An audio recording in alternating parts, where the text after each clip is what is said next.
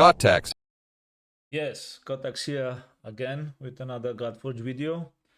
I hope everybody is good out there. I'm improving, evolving, I guess. What do you think about my animated intro? Good, bad? Let me know.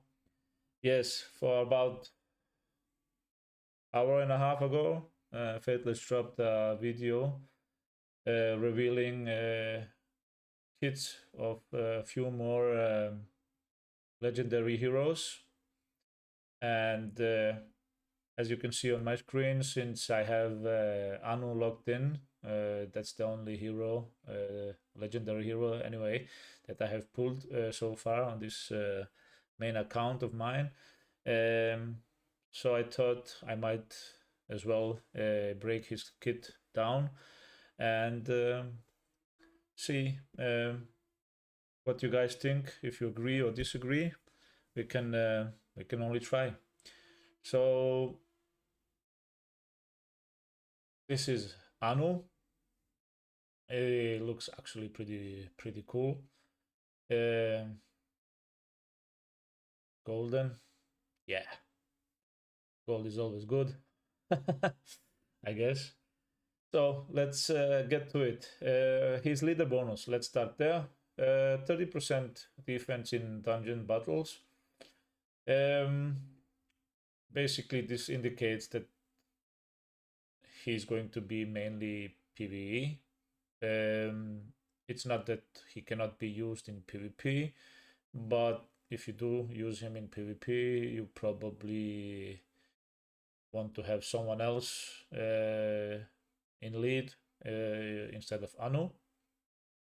But yeah, 30%, it's decent. It's actually pretty good. So let's get to his basics. His basic attack, Astral Burst, attacks one enemy by 200% defense plus 100% attack. Place Vanish on the ally with the lowest current HP for one turn. And for those that can't remember what the Vanish buff is, Vanish is a buff when cast on an ally, cannot be directly targeted. That means the lowest HP hero on your team is going to get Vanish, and the enemy cannot directly target that hero to either finish him off or yeah. But we don't know regarding if that hero is going to get AoE damage. He probably will, but direct hits is not possible. 200 defense plus 100 attack is solid. It's not bad for a basic attack. And especially as it looks on the rest of the kit, we will have to stack defense on Anu. And that's mostly for his core ability, Grace of Heavens. And Grace of Heavens is a 5-turn skill, which can be reduced to 4-turn when booked. And it reads place defense up 2 on all allies for 2 turns and protect 2 on all allies except this hero for 2 turns. And when I said we have to stack defense up on this guy, it's because of this spell. He puts protection and defense up on everybody else on the team, but not on himself. So basically, we need to build him up with a lot of defense, a lot of HP to survive. And to survive, he needs to, because those 2 buffs he places, on the rest of the team, it's pretty good. Special defense up 2, increases defense per stat by 40%, and protect 2, meaning he will receive 30% damage that the other members of the team are receiving. And that's the reason we will need to stack defense on Anu and HP most likely. So because if it's a direct hit on one, 30% he can manage, but AoE attack on the whole team, that's a lot of damage he's going to receive himself. So if he's not buffed with HP and defense, he's going to have a hard time, and you might need a healer on your team to survive. But really, really good core spell. It protects the team by a lot and can mean a win in the end because he's receiving some of the damage they are going to receive. All right, moving on to his ultimate, Cosmic Salvation. It reads, place Phoenix on an all allies for 3 turns, then all allies except this hero will attack one target enemy. If an ally is under Protect 2, they will heal for 30% of the damage inflicted. And for those that don't know what Phoenix is, or Protect 2, again, it's a buff, and Phoenix is a buff which, in case your other team members die, they will revive upon death with 100% HP and 100% turn meter, which is huge. And Protect, again, they are going to heal themselves for 30% of the damage inflicted, which kind of is huge buff, to be honest. 30%. Let's say you hit for 30k, you're gonna heal yourself for 9k. So it's a lot.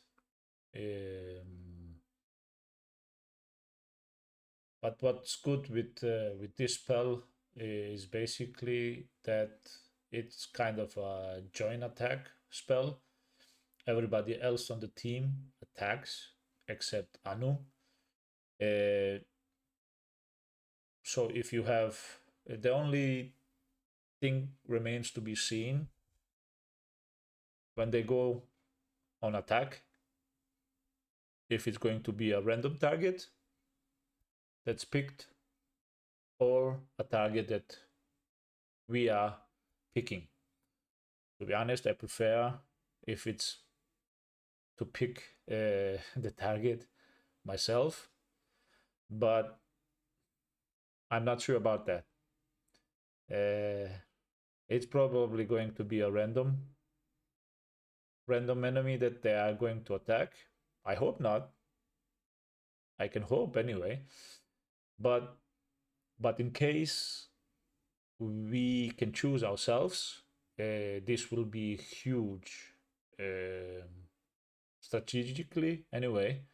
Then you really can bring the most dangerous hero on the enemy team down faster if it's going to be where we can choose. It's a really nice ultimate skill. When we look at his, he doesn't really contribute much on the damage side. Yeah, he's basic. As I said, if we stack him up with defense, he's probably gonna hit decent. His ultimate, yeah, the other team members are going to hit. It's probably going to be with the basics attack. So that's all the damage he helps with. But yeah, it all depends who you have on your team, how effective the ally attack is. But if you have 3 huge DPSers on the rest of your team, then yeah, it's going to be huge. But all in all, decent ultimate. All right, moving on to his passive. Celestial Ward. For every 10 divinity on this hero, reduce the damage allies receive by 3%. This is actually a pretty nice passive. It doesn't really matter how far you are and when. Your team is more or less guaranteed at least 3% damage reduction. And you can go all the way up to 30% if you don't use any of his divinity. But doesn't really matter. Average is probably going to be 30-40%. So at all times, you're going to have 9-12% damage reduction on top of all the protection he puts already, which is huge. This spell is actually incredibly strong, if you ask me. At least on the first glance, it is. But it remains to be seen how it functions in the game. And for the imprint, Celestial World, for every 10 divinity on this hero, reduces the damage this hero receives by 1.5%. So if you are lucky that you get 2 Anus, you can convert one of them to imprint, and you will get his 10 divinity. Every 10 divinity will get 1.5% damage reduction, which is actually not bad.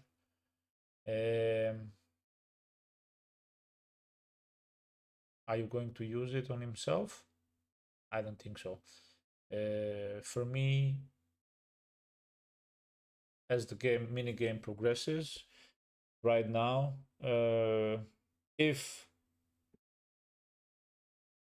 I'm unlucky, as you see in my first video, I'm trying to get Heimdall because that's the guy I definitely want more than anything right now. But if I'm unlucky and not pulling him, I'm definitely gonna stick with Anu. I think his kit looks pretty amazing, and since he's also one of the heroes that we haven't tried in alpha, I'm definitely going to keep him and try him out. So unless, as I said, Heimdall pops up when I'm summoning, he will be the only hero that I will replace him with right now. So what do you guys think? Is Anu any good? How do you see his kit? Is he viable? Is he not? Where do you see him?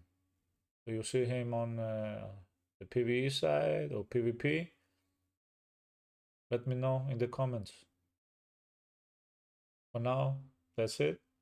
I'll see you in the next video. Bye.